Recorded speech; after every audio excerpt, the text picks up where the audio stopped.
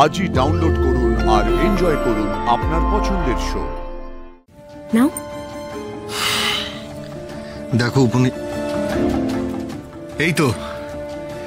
এই তো আসি এসে গেছে, আর সঙ্গে গরমা গরম চা। আরে বাবা, এটার জন্য তো ওয়েট করছিলাম। উপনিতা কিন্তু একটু একটু করে আমাদের পরিবারের ব্যাপারে, আমার ব্যাপারে ঢুকতে চাইছে, আর এই ব্যাপারটা আমার ঠিক লাগছে না, আমার খুব অস্বস্তি হচ্ছে। বুঝতে পারছি স্যার, আমি আপনাকে যেটা বলেছিলাম সেটা করুন না, ওর একটা কাজের ব্যবস্থা করে দিন না, তাহলে তোর হাতে টাকা চলে আসবে, তখন ওকে বলতে পারবো যে একটা থাকার জায়গা খুঁজে নিতে। ঠিক আছে, ওরা একটা কাজের ব্যবস্থা করতে পারলেই সব দিক থেকে শান্তি। ও লেবু চা বানিয়েছে, যাকে স্যারের জন্য তো আমাকেই চা বানাতে হবে।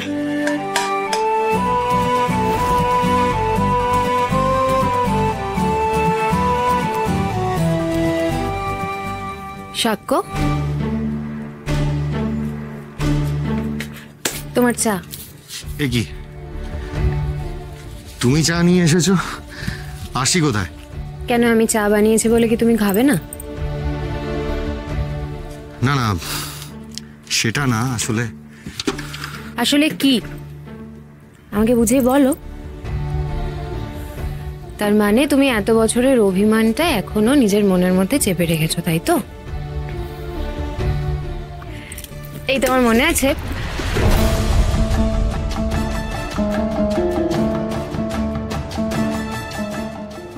আছে আমরা রোজ বিকেলে যখন বুড়ো বটতলায় গিয়ে বসতাম, একটা লোক এসে লেবু চা দিয়ে যেত, তোমার খুব পছন্দের ছিল। দেখো, আমি আজকে তোমার জন্য লেবু চাই বানিয়ে এনেছি, নাও। দেখো উপনি, এই তো আসি এসে গেছে, আর সঙ্গে গরমা গরম চা। আরে বাবা, এটার জন্য তো ওয়েট করছিলাম।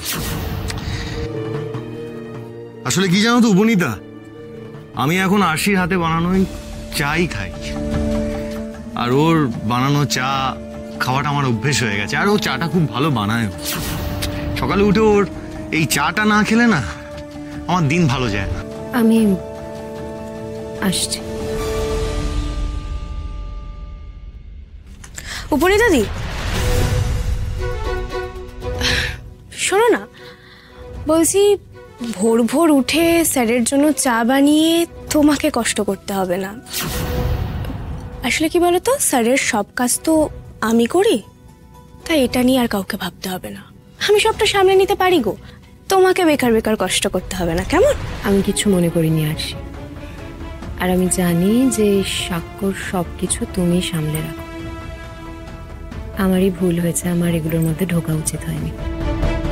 আসলে কি বলতো, আমি তো এক প্রকার তোমাদের ঘাড়ে চেপে বসে আছি, তাই মাঝে মাঝে একটু কুণ্ঠাবোধ হয়। ভাবছিলাম যে যদি কোনোভাবে তোমাদের কাজের চাপ একটু কমাতে পারি, তাই আর কি, আর কিচ্ছু না। কিন্তু তুমি তো আমাদের গেস্ট, তোমাকে কি করে কাজ করতে দিই বলো? বরং তোমাকে একটা ল্যাপটপ এনে দিই, তুমি ইন্টারনেটে দেখো কাজের কিছু পাও কিনা, কারণ তোমাকেও তো নিজের জীবনটা গুছিয়ে নিতে হবে, তাই না? আর এই বাড়ি, স্যার, এই ব্যাপারটা আমি সামলে নেব, আমার সংসার তো আমি ঠিক গুছিয়ে নেব। ভালোবাসার মানুষের জন্য যদি এটুকু না করতে পারি, তাহলে আর কি করলাম বলো?